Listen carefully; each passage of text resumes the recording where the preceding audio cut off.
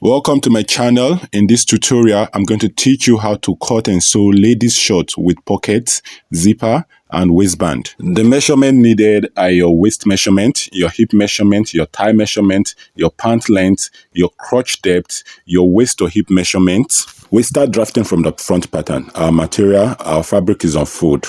We start from the waistline. Our waistline, we are not starting from 0 on the, as you can see on the tape. We are starting from 1. We leave 1 inches for the waistband. So what we did was get the other vertical lines, which as the hemline. The hemline from the waistline is 18 inches. Then we also get the crotch depth. Our crotch depth is 11 inches, and we'll get our hip line. Our hip line, the hip line is 9 inches away from the waistline. So we are going to impute our hip measurement on the crotch line. The hip circumference is 40 inches. We divide by 4, we get 10 inches. We add 0.5 inch ease allowance. Then we also mark that 10.5 that we mark on the crotch line and on the waistline. So we connect vertically upward using our ruler. After we have connected it, what next we are going to do now is that we are going to be extending that crotch line by 2.5 inches. If we connect it by 2.5 inches and mark, when you connect this marking to the edge of the hip line, as you can see on the center front line of at the waistline, what you are going to do is that you are going to go down by 0.5 inches, then go in by 0.5 inches as well. And then if you're that line that you go in by 0.5 inches is going to be your new center front line, you're going to connect it from the hip line up to the waistline. So when you've connected it, the next thing you shall be doing is to impute your waist measurement. Your waist measurement is going to be on that one that you went down by 0.5 inches on the center front line. That's going to, your hip line is going to be, it's going to be slant upward as shown. So our waist measurement is 7.5. We added is 0.5, making 8. We connect, we are going to mark 8. As you can see, we marked 8 from this point, and so this is our waist measurement on this new waistline. From the tip of the waist measurement of which you just measured, we are going to connect straight down to the tip of the hip line.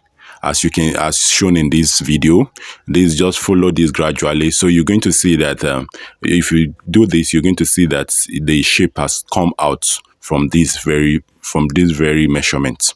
Then next thing we're going to do is to impute the thigh measurement. What we are going to do is to measure the crotch line. If we measure the crotch line, we find the midpoint.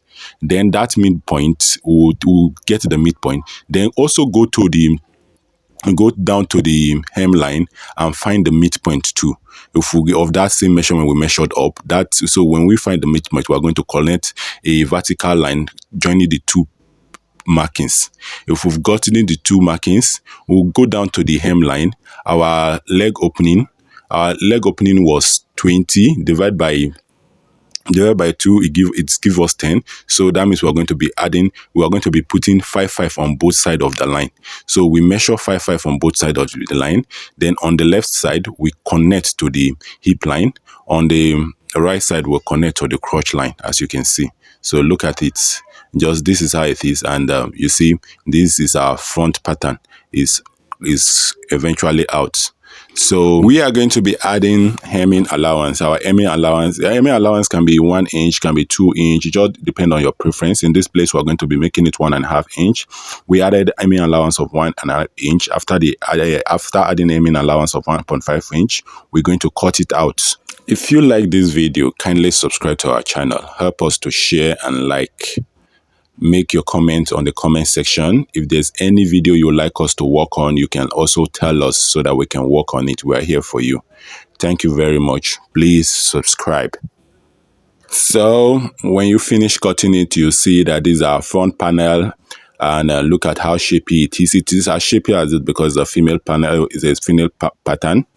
So this is our front pattern. We are going to put it on our back pattern. We are going to be placing it on our back pattern to draft it out. Always remember that the front pattern does not have allowance, and the back pattern is usually bigger than the front pattern. This is what you should know.